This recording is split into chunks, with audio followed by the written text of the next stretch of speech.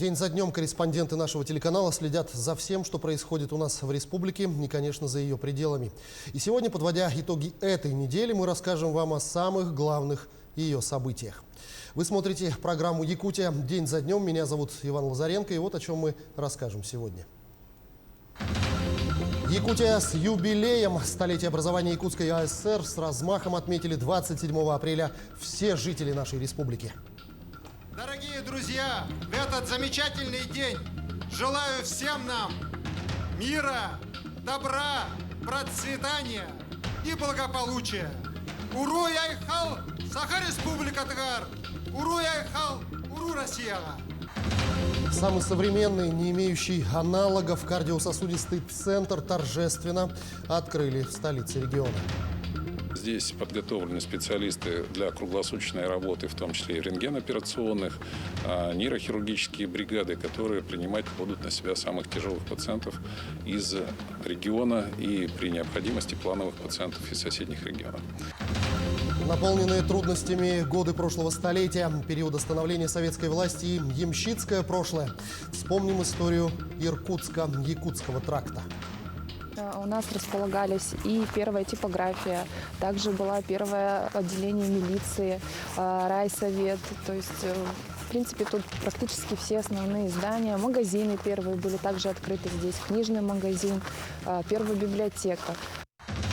Единственный в своем роде на всем Дальнем Востоке Национальный центр аудиовизуального наследия народов республики бережно хранит ценнейшие материалы истории.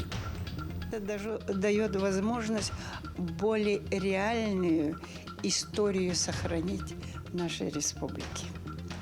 Как она развивалась, какие были трудности.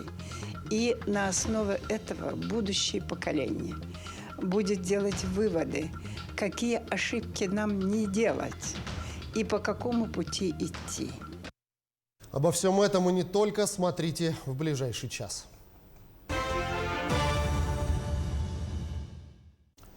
Самый главный праздник столетия образования якутской автономии с размахом отпраздновала вся Якутия 27 апреля.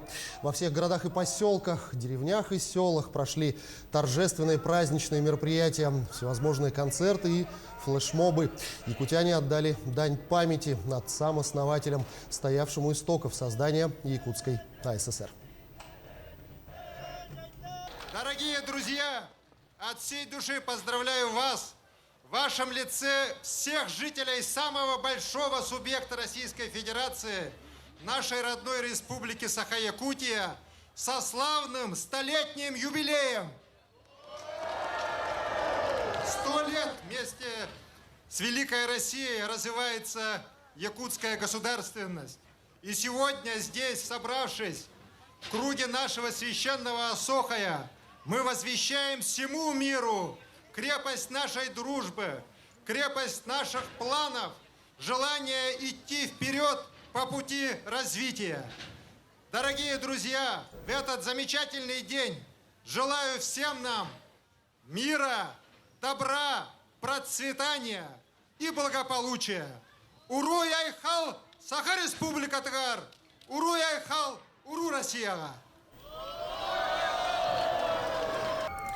Так, в Якутске развернулось большое праздничное шествие в честь Дня Республики. Тысячи якутян вышли в колоннах на улицу Кирова и проследовали до Комсомольской площади. Прошли представители землячеств, улусов и районов, предприятия, общественные организации, организации культуры и многие другие. Участники шествия старались как можно креативнее и с творческим огоньком подойти к этому событию. Разнообразные костюмы, яркие образы, кричалки и лозунги. Каждая колонна старалась отметить День Республики как можно ярче и праздничнее. Всех жителей нашей необъятной республики с этим знаменательным великим праздником, столетием нашей республики. Хочу всех якутян поздравить с Днем Республики Саха-Якутия и с столетием АССР. Дорогие сограждане, якутяне, поздравляем вас с праздником великим!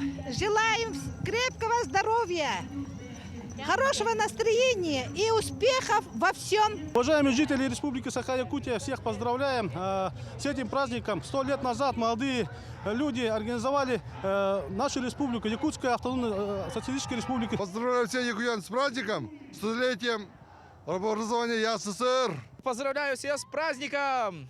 Желаю успехов, смеха, больше радости. Удачи! Ну а после большого праздничного шествия на Комсомольской площади многонациональное население республики собралось на Дабуну-Сохой. Мероприятие провели в знак единства, процветания Якутии.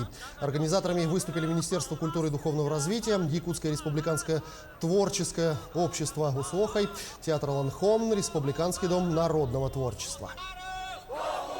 Ну, энергетика, конечно, это же Осохой. Она всегда бывает, значит, с энергетикой, с внутренней. По-другому не может быть. Конечно, понравилось. От лица нашей организации, ну и всех отцов нашей республики и города Якутска поздравляем всех с этим замечательным праздником, столетием нашей республики, автономии. Ну и пожелаем, чтобы роль отца у нас в республике всегда была на первом месте, и чтобы она вот так и держалась. Ну а на центральной площади Орджоникидзе в городе Якутске общество выпускников школ Я СССР с 1980 по 1991 годы устроили акцию. 950 человек закружились в едином танце и сделали рисунок флага Якутии.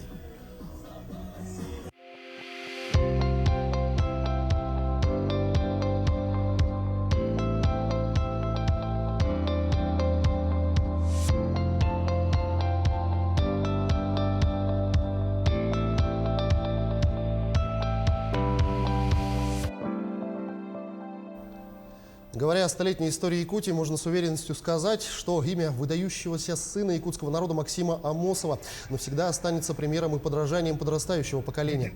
Будучи еще совсем молодым, он стал одним из истоков становления якутской автономии и положил фундамент развития Якутии.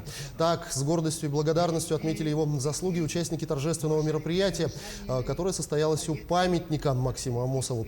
Со словами поздравления со столетием образования республики выступили председатель правительства Андрей Тарасенко, ректор Северо-Восточного федерального университета Анатолий Николаев, депутат Госсобрания Илтумен Юрий Николаев, а также глава Намского района Юрий Слепцов. Далее в торжественной обстановке студентам вручили стипендии имени Максима Амосова и возложили цветы к его памятнику.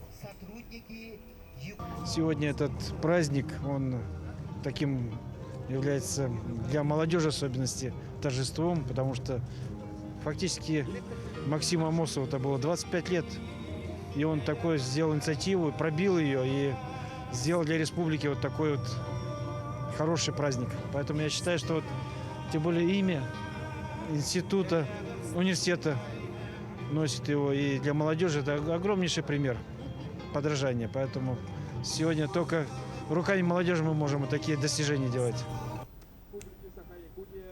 Ключевую роль в становлении основания Якутской ССР сыграл и Платон Аюнский, поэт, прозаик, видный государственный деятель. А в День республики в память о Платоне Аюнском глава республики Айсан Николаев, члены правительства, руководство города и жители Якутска возложили цветы к его памятнику. Дань памяти великому сыну якутского народа отдали и на родине Аюнского, в Татинском Улусе. Безумное счастье, радость от того, что являюсь сегодня частичкой всего этого происходящего и вношу свой вклад в развитие нашего города, нашей республики. Еще 100 лет назад отцы-основатели республики, наши великие старшие братья, заложили в своих мечтах, какой должна быть наша республика, как должен развиваться город Якутск. И мы сегодня идем их путем. Мне судьба удостоила такой шанс сегодня быть частью этого большого реализации плана столетнего. И в Москве почтили память сынов Якутии, стоявших у истоков образования Якутской ССР. Делегация Вилюйского улуса и якутяне, проживающие в Москве, по традиции посетили бывший спецполигон НКВД «Коммунарка». Там в годы политических репрессий оборвались жизни великих сынов Якутии. Митинг, посвященный памяти Максима Амосова, Степана Ржакова, Сидора Барахова и других выдающихся деятелей республики, открыл первый заместитель постпредства Якутии при президенте Александр Сафронов. Выступающие отметили вклад основателей ЯССР в историю республики, назвали их судьбы примером честного, беззаветного служения своему народу. Именно такие мероприятия, когда мы обращаемся к своим истокам, и не только изучая историю столетнюю. У нас в этом году вышел замечательный сборник трудов «История Якутии», который объединяет более 10 веков нашей общей истории. Он как раз и помогает нам понять, какие же события в те или иные моменты истории происходили, и позволяет нам их оценивать и гордиться ими. И вот, обращаясь сегодня к нам, Арсений Сергеевич еще раз подтвердил, что мы уверенно смотрим в будущее. Ведь если мы вспомним столетний план Аюнского, мы говорим, что он выполнен, и сейчас, планируя на 100 лет вперед, на 150 лет вперед, мы как раз показываем, что мы уверены в своем будущем, и что мы знаем, что мы будем вместе с Россией и через 100, и через 200 лет выполнять те задачи, которые сегодня мы себе ставим. Это и развитие инфраструктуры, это и развитие экономики. И самое главное – это забота о людях. Ну а Останкинская телебашня в Москве 27 апреля в полночь по московскому времени окрасилась в цвета якутского флага и появилась надпись: 27 апреля 2022 года, День Республики Саха-Якутия. 100 лет Я СССР. Ролик с поздравлением увидели около 4 миллионов москвичей и гостей столицы. Он транслировался весь день, каждые 5 минут. Данную акцию придумали и организовали по своей инициативе якутяне, проживающие в Москве. Режиссер и продюсер Эдуард Гаврилев и предприниматель Михаил Ефимов. Идею поддержали многие земляки, студенты вузов из столицы России.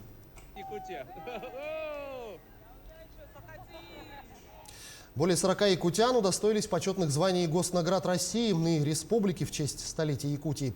За заслуги перед Отечеством орденом второй степени награждены Валентина Кириллина и Сергей Ларионов. Также вручены почетные звания заслуженных работников Российской Федерации 4 якутянам. Госнаграду имени Аюнского вручили Зое Багынановой. Награду имени Амосова получил Макар Яковлев. Награду имени Барахова вручили Туяре Торговкиной. Республиканским орденом «Полярная звезда» награждена мать-героиня из Амгинского улуса Аграфена Сутакова. Почетным гражданином Якутии стал Артем Левин, директор управляющей компании «Колмар». По словам Айсена Николаева, благодаря их упорному труду, выдающимся заслугам, Якутия растет и развивается. Для меня это очень большое событие. Но для нас, для работников Министерства по физической культуре и спорту, это нам надо воспитать сильный, достойный, умных, молодых людей. Это самая главная наша задача. Тем временем массовый Усохай на центральной площади Нерюнгри открыл заключительные мероприятия ко Дню Республики. Представители всех крупных предприятий, учреждений, национальных общин, главы муниципальных образований с удовольствием приняли приглашение принять участие в национальном круговом танце. Представители Нерюнгринского отделения Ассамблеи народов в первых рядах среди танцующих. Ведь какой бы они ни были национальности, участие в республиканских праздниках для них привычно и знакомо. Всю эту неделю у нас были выставки, концерты, театрализованные представления были предоставлены для жителей Нерюнгринского района и города Нерюнгри. И вот сегодня знаменательный день, как раз таки мы все выходим, танцуем «Осохая дружба». Для того, чтобы организовать всех участников, были привлечены молодежные общественные организации и учащиеся экспериментальной школы «Арктика». Они же исполнили песни. Организаторы праздника точно до последнего не знали, сколько народу соберется на площади. Но люди соскучились по праздникам, тем более, что есть возможность не просто наблюдать со стороны, а стать участником обрядового танца. Поэтому сегодня здесь собралось около 500 человек, и мы уже слышим голоса запевал, а это значит, мы начинаем!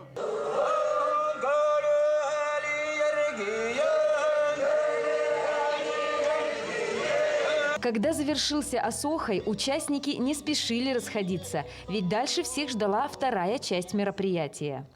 Незаметно все перешли к эвенкийскому хороводному танцу и тоже все вместе, взявшись за руки, исполнили его, потому что все-таки наш Нерюнгринский район стоит на эвенкийской земле. Вот так ярко и красочно сегодня начался этот день, а впереди еще много интересного.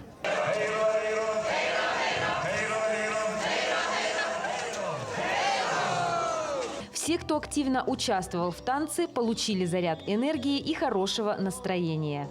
Очень зажигательная, энергичная. И здесь практически все конфессии. Это очень удивляет, радует. И прям патриотический дух такой прям поднимает. Здоровья всем, благополучия. Люблю всех, потому что здесь уже почти половина ее столетия проживаю. Выстроили этот город. И благодарю судьбу за то, что я здесь. Это было весело, это было очень хорошо, позитивно. Настроение отлично. Поздравляем всех земляков, якутян с праздником, столетием республики. Уруй Айхал! Дальше нерюнгринцев ждал праздничный концерт «Чудесный северный мой край». Сейчас были на массовом мероприятии, нам все очень понравилось, все замечательно. Но единственное, немного замерзли. Пришли сюда, чтобы посмотреть продолжение концерта. Будем надеяться, что здесь будет тоже немало интересного. Согрели зрителей слова благодарности и награды тем, кто внес свой вклад в развитие района и республики. И творческие поздравления от коллективов и солистов, которые являются постоянными участниками мероприятий. А вот этноансамбль «Узоры Севера» на сцену вышел впервые и сразу покорил зрителей своим исполнением, где гармонично соединились и индейский народный инструмент пимак, и якутский хамус.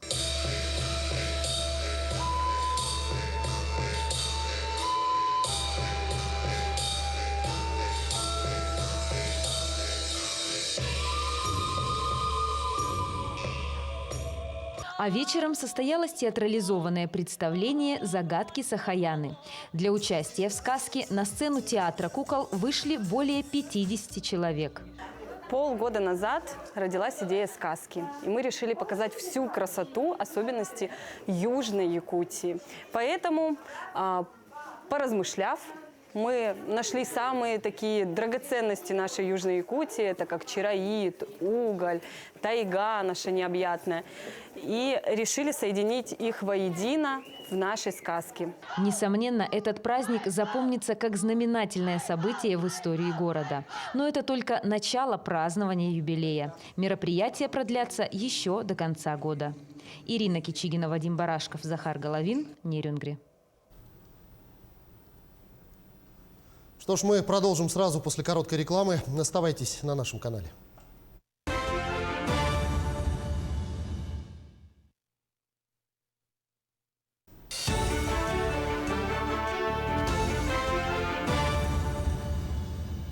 Мы продолжаем программу. В Якутске начал свою работу Республиканский кардиососудистый центр. Этот масштабный и амбициозный проект воплощен в жизнь благодаря работе республиканских властей, поддержке полномочного представителя президента на Дальнем Востоке Юрия Трутнева, министра здравоохранения России Михаила Мурашко. На открытии побывал и наш корреспондент Александр Хавренко.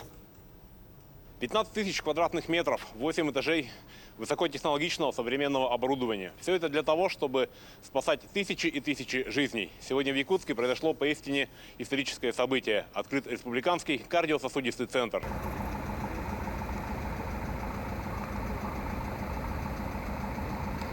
Кардиоцентр был построен в рекордные сроки. Всего за 2 года освоенное поле превратилось в большое современное здание. Под крышей центра разместятся 6 клинических отделений: кардиологическое, неврологическое, отделение острых нарушений мозгового кровообращения и так далее. Также предусмотрены 3 операционных зала, аппараты МРТ, КТ, рентгенографии, УЗИ, кабинеты реабилитации и физиотерапии. Министр здравоохранения Михаил Мурашко отметил, что Республиканский центр имеет большой потенциал не только для Якутии, но и для всего Дальнего Востока. Не только стены и оборудование, но и полностью готовые бригады хирургов, работающие на открытом сердце, выполняющие фактически полный объем вмешательств. Здесь подготовлены специалисты для круглосуточной работы, в том числе и рентгеноперационных, нейрохирургические бригады, которые принимать будут на себя самых тяжелых пациентов из региона и при необходимости плановых пациентов из соседних регионов. Смертность от сердечно-сосудистых заболеваний занимает первое место в мире, и Якутия не исключение, в частности из-за суровых климатических условий. Благодаря современным медицинским технологиям сердечно-сосудистые заболевания можно выявлять на ранних стадиях и своевременно оказывать пациентам медицинскую помощь, в том числе и хирургического характера. Все кардиохирургические операции уже выполняем, в принципе, но еще будем завоевывать новые вершины, новый виток развития современной кардиохирургии. Мы готовы покорять эти вершины по всем направлениям. Тиреоидальные пороки, врожденные пороки, ишемическая болезнь сердца, нарушение ритма сердца. Все охвачено у нас. Открытие кардиососудистого центра – это один из первых шагов по решению приоритетных вопросов в сфере здравоохранения в нашей республике. В ближайшем будущем в области медицины республику ждет глобальное развитие. Окончание строительства и введения в строй нашего онкологического центра. Мы уверены, что он будет сделан тоже на таком же хорошем уровне, потому что этот кардиоцентр задал нам очень такие высокие стандарты. Дальнейшая наша задача – это инфекционная наша больница республиканская. К сожалению, в республике специализированной больницы нет. Ну а если говорить о каких-то определенных направлениях, то здесь, безусловно, я считаю, что мы должны более активнее работать с нашей наукой, создание медицины, основанной на научных достижениях, в том числе генной медицины. Кардиососудистый центр в ближайшее время станет флагманом в своей сфере на Дальнем Востоке и начнет принимать пациентов со всех субъектов федерального округа. Александр Хавренко, Григорий Охлопков, Якутск. Национальные сокровища России. Большая императорская корона из более чем 11 тысяч бриллиантов. 1,5-килограммовый самородок золота, крупные алмазы и многое другое смогут видеть якутяне. На этой неделе открылась уникальная выездная выставка в сокровищнице Якутии. Открытие выставки посетил глава республики Айсен Николаев. Он поздравил всех собравшихся с праздником и поблагодарил организаторов за то, что в такое непростое время удалось организовать технически очень сложное мероприятие. На выставке представлено порядка 100 ценностей на общую сумму более 6 миллиардов рублей. Открыта выставка до 18 мая. Жителей Якутии с большим юбилеем. Это очень значимая дата, и очень хорошо, что есть сегодня повод поговорить о достижениях республики, о тех людях, которые работают в республике. И, конечно, все, что представлено сегодня на выставке, это прежде всего результат труда жителей республики. Вы увидите ювелирные изделия начала 20 века, конца 18 века, увидите замечательные реплики императорских регалий, которым нельзя покидать стены Московского Кремля, но мастера Гохрана изготовили их точные копии, вот, и они являются сегодня вот центром экспозиции, которую вы сегодня видите. Ну а помимо основной экспозиции, собственную коллекцию уникальных алмазов, добытых в Якутии не только, представила и компания «Алроса». В мир драгоценных камней окунулась Ульяна Шагина. Такой вот подарок к столетию образования Якутской ССР подготовили для якутян Гохран России и Алроса. Всего здесь представлено 97 экспонатов на общую сумму более 6 миллиардов рублей. Ценность коллекции не только культурная, но и ювелирная. В центре экспозиции копии большой императорской короны, державы и скипетра. Подобраны, огранены алмазы, превращены в бриллианты, и ими была покрыта поверхность ювелирного изделия, а ведь было использовано 11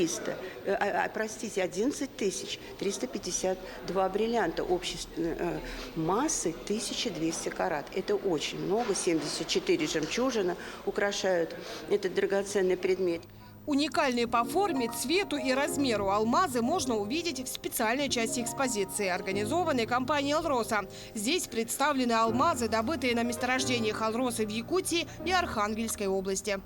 Руководство «Алросы», специалисты именно выбрали те алмазы, которые имеют значение для нашей республики. Это именные алмазы, названные в честь наших государственных деятелей. И в целом показывает то, что какие именно алмазы существуют. Но алмаз в целом делится на алмазы ювелирного качества и технического качества. Мы видим, и сама природа создает иногда очень причудные формы алмаза. Природа способна создавать самые удивительные экземпляры. Среди представленных экспонатов алмазы в форме черепа, бублика и даже футбольного мяча, добытого в июле 2018 года, накануне четвертьфинала чемпионата мира по футболу между Россией и Испанией. После той памятной игры алмазу присвоили имя ее главного героя, вратаря Игоря Акинфеева. Есть такие уникальные алмазы, большие, технические, которые весом, каратностью, конечно, человека удивляют. Это технические алмазы весом 350 каратов и больше 400 каратов. Представлены на экспозиции «Алроса» и алмазы, удивляющие своим весом и размерами. Среди них крупный алмаз массой 75 карат в форме октаэдра. В 2017 году ему присвоили имя сокровищницы Республики Саха-Якутия. «Алроса» – основное бюджетообразующее предприятие региона. В этом году также отмечает свой юбилей. Столетняя история республики вот уже 65 лет неразрывно связана с деятельностью алмазодобывающего лидера промышленности Якутии. Именно это единство во многом способствовало формированию современной государственности Якутии и обеспечивает развитие республики в 21 веке. Ульяна Шагина, Григорий Охлопков, Якутск. Ну а еще одно природное богатство Якутии, безусловно, золото. Признанным флагманом золотодобычи является Алданский район. В годы Великой Отечественной войны труженики тыла сдали государству 16 тонн золота и других полезных ископаемых. В 2021 году Алдану было присвоено звание города трудовой славы. Между тем, полную информацию обо всех ветеранах добывающей промышленности еще предстоит собрать. Тему продолжит Татьяна Вахнина. Почти 20 лет стажа Галины Золаревой неразрывно связаны с романтикой тяжелого труда. Именно так об основном периоде своей трудовой деятельности рассказывает сама Галина Николаевна. Она работала пробоотборщиком в шахтах и карьерах по добыче золота. Брали пробу прям совком, черпали, без ртути отмывали. Совочек был весь в значках вот этих вот золотых. Там же в ручье отмывали, там и в какой-нибудь канаве, где речка, вот так вот отмывали мы. Галина выросла в поселке Нижнесталинский, ныне Ленинском, основную часть населения которого составляли шахтеры. Впечатляющих примеров хватало, и в 1979 году юная Галя приступила к работе на 41-й драге. Ну, скорее всего, я не понимала еще тогда, куда иду. Просто устроилась на работу, и вот так вот понравилось потом, так вот и осталась.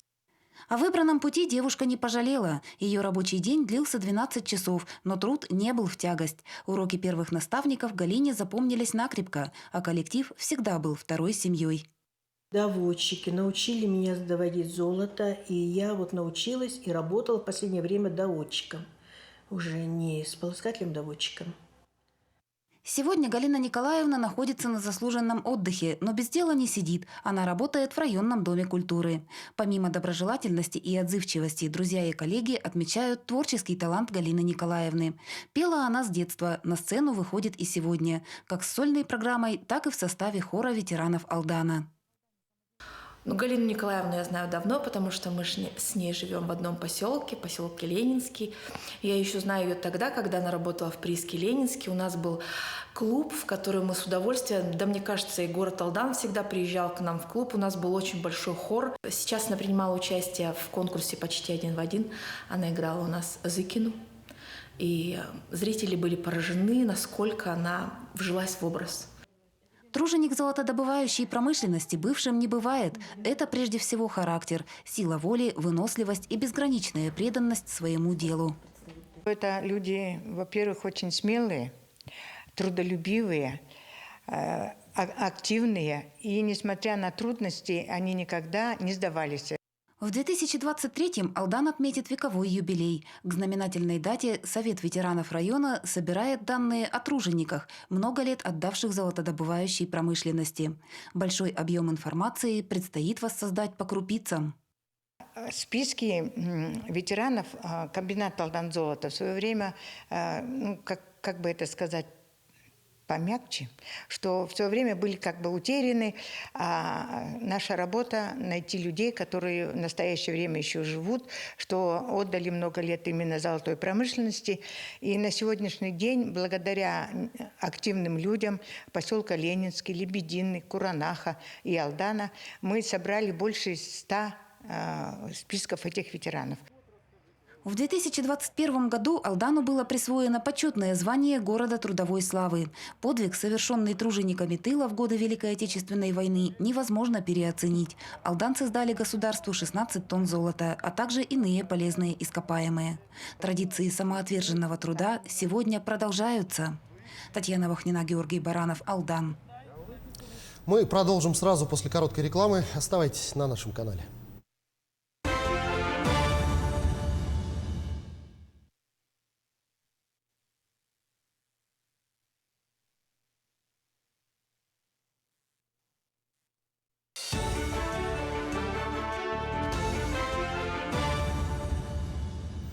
Мы продолжаем программу.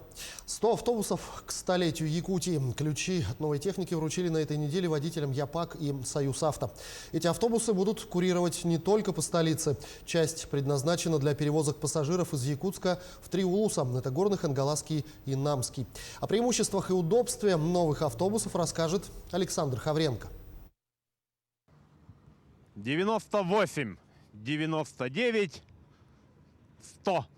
Ровно 100 новых комфортабельных автобусов в ближайшее время выйдут на улицы города Якутска, а также будут осуществлять межрайонные перевозки и поездки в пригороды. В 2021 году в России появилась программа субсидирования приобретения автобусов, работающих на газомоторном топливе. В сентябре во время Восточного экономического форума министр промышленности и торговли России поддержал предложение главы республики Айсена Николаева о включении Якутии в эту программу. На приобретение автобусов было выделено 93 миллиона федеральной субсидии, 120 миллионов выделил бюджет республики, лизинг рассчитан на 6 лет.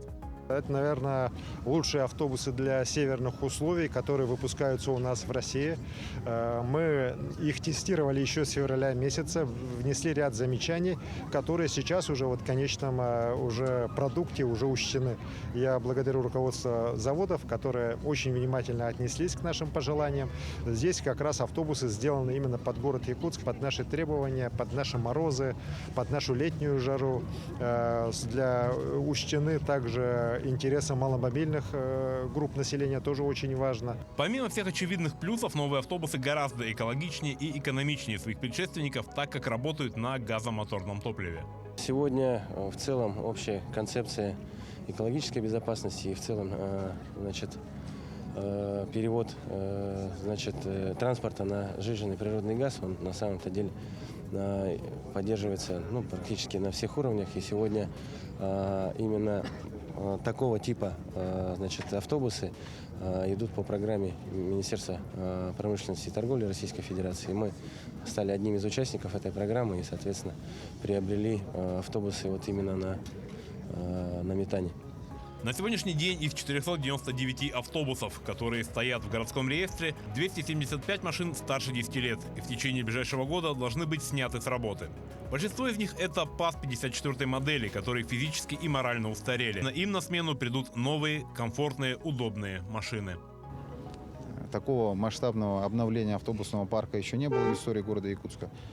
Мы весь автобусный парк ЯПАКа практически обновили и в дальнейшем будем уже продолжать работать для того, чтобы в принципе в городе не осталось старых автобусов. Сегодня у нас на городские маршруты в сутки где-то выезжает порядка 250 машин. То есть задача сводится к тому, чтобы в течение ближайших 2-3 лет полностью обновить весь автобусный парк. Первыми новые автобусы опробовали водители, которым в ближайшее время предстоит вывести машины на улицы столицы. Автобус пока вроде бы по первым ощущениям нормальный. Дальше в эксплуатации будет видно, как он себя покажет. Двигатель ЯМЗ стоит простой, газовый, 536, 211 лошадей. Запас хода газовый, он на 450 километров. Заправка полная, 660 литров. Самое что такое, это коробка автомат. Allison стоит, 270. Единиц ключей. И то, что радует, то, что здесь есть кондиционеры. 100 автобусов – это только первый этап модернизации автопарка пассажирских перевозок. На основе заказанных научных исследований в ближайшее время будут разработаны новые маршруты, а под них будет закупаться и новая техника. Самый настоящий подарок для коллекционеров. В День Республики в Центральном почтовом отделении все желающие смогли поставить датированный оттиск на почтовой продукции, выпущенной к столетию Якутии. На почтовой карточке изображены карты Якутии и республиканский герб, а на юбилейном конверте эмблема столетия Якутской АССР. Общий тираж почтовой карточки составляет 2500 экземпляров, а конвертов 100 тысяч экземпляров. Их можно будет купить в любом отделении почты и отправить своим родным и близким, тем самым приобщиться к сегодняшнему большому празднику. Вообще церемония специального гашения, она имеет ценность для коллекционеров, филателистов в первую очередь.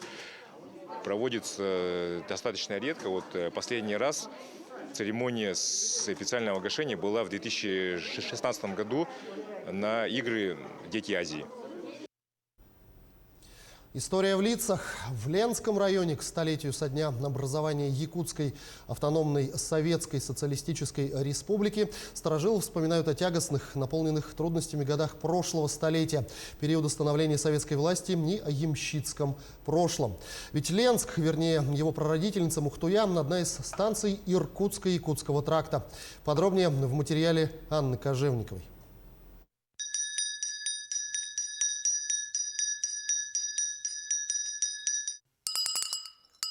Колокольчик середины XIX века сегодня экспонат Ленского историко-краеведческого музея, напоминающий современникам об истории ямщиков. А когда-то он выполнял более продуктивные задачи. Именно такие колокольчики вешали на лошадей, и местные жители по их звону узнавали о приближающейся упряжке ямщиков, которые везли для жителей Приленья продовольствие, денежные средства и почту.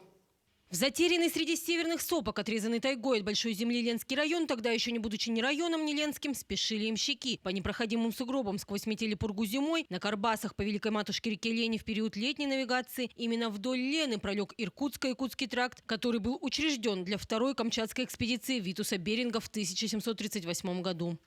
А в 1743 году Захар Байшев учредил на нем 28 станков. Протяженность Иркутско-Якутского тракта 2895 верст. На территорию Ленского района пришлось 8 станков. Хабалдинская и Чихаянская станции неудобно располагались на крутых берегах, поэтому ямщики останавливались между ними. На тогда еще безымянной речушке, где по легенде проживал объякутившийся тунгус Мухтуй. В документах же станция Мухтуя появилась в 1773 году. Первые ссыльные русские, поселившиеся здесь – Шабановы, Рыбкины, Кирилловы, Татарченко. Наша фамилия Рыбкиных тесно переплетается с фамилией Кирилловых и Шабановых. Вся родословная у нас считается здесь, что значит, пришли сюда где-то более 200 лет назад. Занимались в основном извозом, конечно. Была установлена очередь, кто должен везти почту. Значит, они садились в сани и ехали в эту сторону до Терешки, на Вконьки, и в эту сторону до Мурьи. Потомки бережно хранят историю своего рода, как и старинные улочки Мухтуи. Самой центральной была улица Большая, ныне Горького. У нас располагались и первая типография, также было первое отделение милиции, райсовет. То есть, в принципе, тут практически все основные здания. Магазины первые были также открыты здесь, книжный магазин, первая библиотека. Детский сад первый появился на улице Пионерская, ныне, назывался он «Ручеек». Изначально это была школа, и позже открылся детский сад «Ручеек». Работал он в основном только в летнее время, когда школьники не ходили в школу. По некоторым данным, в последнее время, вот мы сейчас тоже хотим выяснить это более подробно, вспоминать, поговорить со старожилами, потому что одни утверждают, что пожарная часть у нас находилась на месте пекарни, а другие говорят, что она находилась напротив клуба. То есть сейчас мы будем стараться восполнить информацию. Также в начале истории самой Мухтуи все ярмарки проходили именно на этой площади. Ее еще называли Базарная площадь. Здесь стояли ларьки, торговые лавки. Приезжали различные купцы и продавали здесь свои товары. В Ленском районе остался единственный ямщик, занимающийся извозом в прошлом веке – жительница Нюи Галина Васильевна Добрынина. Одежда была очень худая. В наши морозные зимы даха собачья вышарканная вся, лосиные торбоза тоже все уже изношенные, замерзали, голодно было, но приходилось работать. И по воспоминаниям наших ямщиков, они все любили лошадей, и поэтому их и ставили ямщиками. С 14 лет. Такая нелегкая судьба у почти ровесников века. Анна Кожевникова, Виталий Андреев, Ленск. Безусловно, говоря о достижениях нашей республики за последние 100 лет, нельзя не сказать о том, что в первую очередь мы являемся самой большой по территории частью великой страны России, которая в настоящее время как никогда нуждается в безусловной поддержке каждого ее жителя. Сильнейшее санкционное давление со стороны целого ряда недружественных государств, мощнейшая информационная война, всевозможные провокации. Все это делается, чтобы дестабилизировать ситуацию изнутри, внести раскол в общество и ослабить патриотический дух жителей. Именно сегодня очень важно прививать любовь к родине у подрастающего поколения. По поручению президента в России в городах нашей страны с количеством населения больше 1000 создаются учебно-методические центры патриотического воспитания «Авангард». В Якутске центр «Авангард» создан на базе Якутской кадетской школы-интерната. На территорию школы доставлено 28 единиц военной техники, 16 единиц ракетного вооружения и 12 единиц бронетанковой техники. В этом году учебно-полевые сборы на базе центра «Авангард» начнутся 24 мая. В них примут участие старшеклассники Якутска. За 5 дней сборы пройдут 1200 школьников. Вот это военно-полевые сборы и курсы повышения квалификации для наших педагогов, наших руководителей военно-патриотических клубов, армейских отрядов и профильные летние лагеря. Вот 3 основным направлениям мы с прошлого года ведем нашу работу.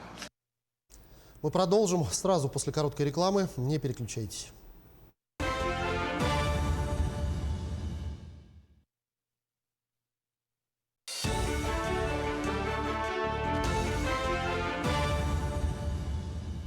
Продолжаем программу. Говоря о важности бережно хранить историю, нельзя не вспомнить о тех, кто именно этим занимается. Идея создания специализированного национального кинохранилища о республике возникла еще в начале 90-х годов прошлого века. И сегодня Национальный центр аудиовизуального наследия народов является единственным в дальневосточном регионе России учреждением культуры, профессионально занимающимся сбором, хранением и систематизацией всех кинодокументов о Якутии. К истории прикоснулась Ирина Григорьева. Через эти руки прошли сотни тысяч кадров. Алена Марсанова на протяжении 16 лет занимается реставрацией пленки. Чистит от пыли, кадр за кадром тщательно протирает спиртом и проматывает раз за разом кинопленку.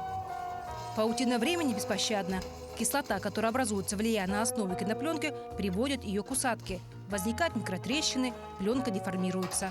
В бобине есть к каждому фильму единица хранения, вот такой технический паспорт. Вот, например, этот фильм «Лев Толстой», художественный фильм. И когда вот мы проверяем, всегда вот тут пишется, сколько метража вот в одной бобине. А первая очистка? 84-та. Получается, почти уже 40 лет? Угу. Этот фильм чистят и проверяют уже 40 лет, получается. Формат, изменивший мир. А в архивохранилище номер 4 сотни кассет Betacam, символы 80-х и 90-х годов. Оцифрованные кадры с видеокассет формата ВХС, каждая на вес золота. Вера Семеновна, вот сзади нас уникальный, богатый архив. Я смотрю, Betacam, сколько здесь кассет, а главное, что в них? Хранится 8700 единиц хранения. Ну, это DVD-диски, вот, видеокассеты, такие вот Betacam, DVCam.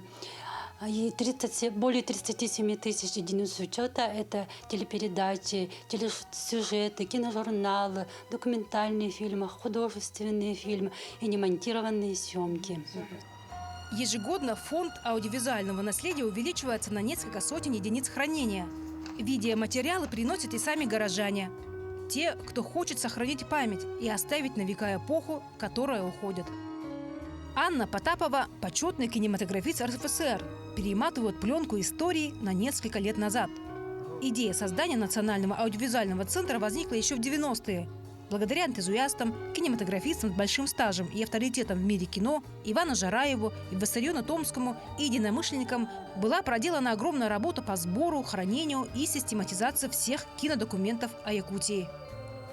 Центр аудиовизуального наследия – это как бальзам на сердце. Почему? Потому что я также была уже ветераном, когда открывался этот центр. И принимал активное участие в составлении музея, вот этой кинопродукции. Когда работал в Октябрьском округе, мы самые первые, Октябрьский, Губинский округ, производили киносъемки. Это были округа, только образовалось 8 округов. И вот мы были самыми первыми первопроходцами. Киновидеодокументы, которые хранятся в фондах, востребованы не только у специалистов. Кроме сбора и приема киновидеоматериалов, Центр ведет постоянное архивирование. Это видеосъемки значимых событий современной истории, науки, культуры, жизни замечательных людей. Могу провести заседание комитета, и я не могу сказать, что вот отложить. А в другом павильоне легендарная женщина. Почетный гражданин Якутии, депутат Верховного Совета РСФСР и Госдумы Российской Федерации Зоя Корнилова. Участвует в проекте «Кинолетопись Якутии». Известный политик считает, изменить будущее смогут только истинные патриоты, которые знают правдивую историю своей страны. Это даже дает возможность более реальную историю сохранить в нашей республике. Как она развивалась, какие были трудности. И на основе этого будущее поколение будет делать выводы, какие ошибки нам не делать и по какому пути идти. Экспедиции, съемки, издательская деятельность – это лишь некоторые из видов профессиональной работы. Техническое перевооружение и сохранение живой летописи истории Якутии для последующих поколений – главная задача Центра до 2025 года. Необходимо создать электронный каталог, разместить его на сайтах других ресурсов, с тем, чтобы любой человек, хозяйствующий субъект, мог найти нужный ему материал, просмотреть, ознакомиться с описанием конкретного материала и заказать его или приобрести через интернет-систему. Исторические точки 100 лет дальше уже есть чем заниматься. Есть чем заниматься, да. Ирина Григорьева, Семен Семенов, Якутск. Редакция новостей НВК «Сахан» и «Якутия-24» завершила конкурс на лучшее стихотворение на тему «Моя Якутия», приуроченный к столетию СССР. Заявок поступило большое количество, и отправлены они были со всех уголков республики. Итак, лучшее стихотворение, по мнению жюри, прочитал житель поселка Кангаласы по фамилии Лукашевич. Вот отрывок из стихотворения. Извиневой, как командир, окинув взглядом стройплощадку, звену команду подает: давай наружку, по порядку. Добротно строить быстро, в жару и в холод, в дождь и в снег, и днем, и ночью бескорыстно. Таков якутский человек. Грандиозная постановка «И они продолжили сотворение мира» прошла в Триумфе в минувшую пятницу. Поэма «Мистерия», именно так обозначили ее авторы, прошла в рамках празднования столетия СССР. А ее действия развернулись со времен жизни Лея и Александра Невского. Продолжит Саргалана Неустроева.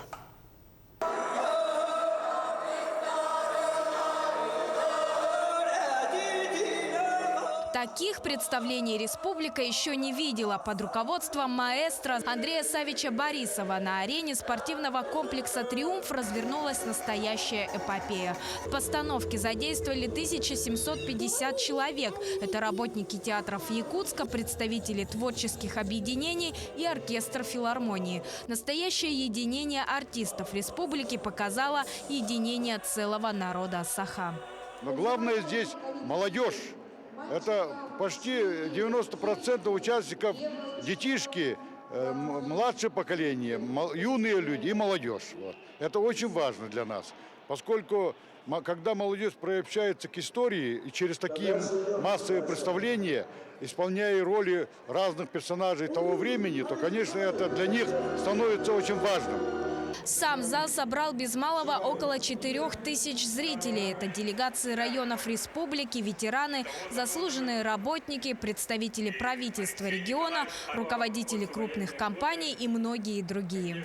Мы из Дамского Луса приехали. Все поздравляем жителей Якутии с наступающими праздниками. Очень отрадно, что в этом году у нашего земляка Максима Кировича Мосова исполняется 125 лет. И отрадно, что это совпало с юбилеем нашей автономии. Я сам из Олегинского района, село Кылак. Остров Кылак посередине реки Лена стоит. Настрой праздничный, столетний, юбилейный, вековой. И думаю, что будет самый хороший концерт, как никогда. Все очень хорошо, красиво так.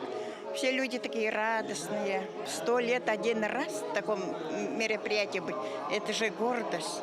На телеканале НВК «Саха» велась и трансляция постановки. Теперь точно можно говорить. Грандиозную поэму «Мистерию» увидела вся Якутия. Между тем, представление началось с выступления первых лиц республики. Главы региона Айсена Николаева и первого президента Якутии Михаила Николаева. Словам последнего о поддержке нынешнего главы и его решений зал рукоплескал стоя. В свою очередь Айсен Николаев обозначил нынешние задачи Якутии.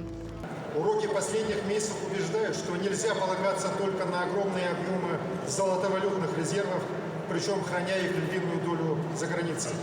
Надо направлять национальное богатство на инфраструктурные и технологические проекты внутри страны, на развитие инновационных производств во всех регионах России. И, наконец, само действие. И они продолжили сотворение мира, охватывая целый период истории Якутии.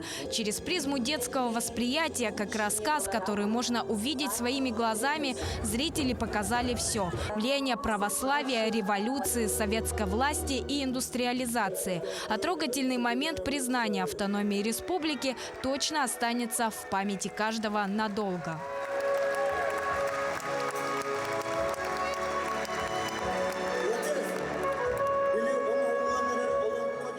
Со своей задачей постановка к столетию республики точно справилась. Подняла дух патриотизма и воодушевила на дальнейшие свершения. И уж точно не подвела ожидания гостей представления. Сарглана Неустроева, Григорий Николаев, Якутск.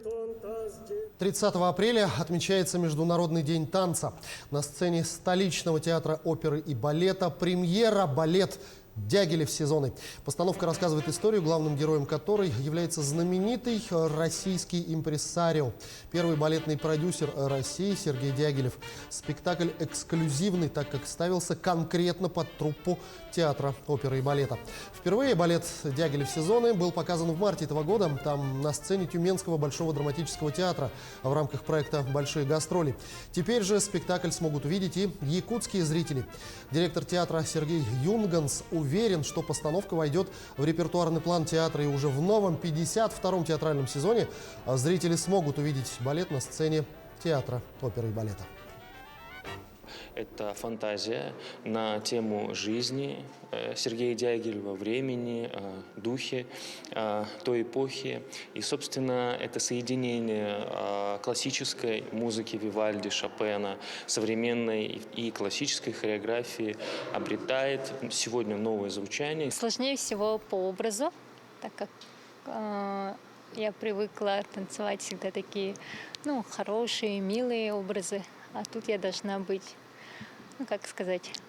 показать свой характер. Это не чистая классика, но есть классика и современный. В этом и оригинальность этого балета. Ну и в завершении программы предлагаю вспомнить еще один всенародно любимый праздник. Итак, движение транспорта ограничат на 12 участках улицы Комсомольской площади в столице республики для проведения традиционного шествия в праздник весны и труда 1 мая с 8 до 15 часов. Какие именно улицы перекроют, вы видите на своих экранах. Ожидается, что на праздничное шествие выйдут около 35 тысяч жителей и гостей Якутска. Что ж, именно такой была эта неделя. Наши корреспонденты продолжают следить за развитием событий. Вы смотрели программу «Якутия. День за днем». Для вас в студии работал Иван Лазаренко. Я с вами прощаюсь и берегите себя.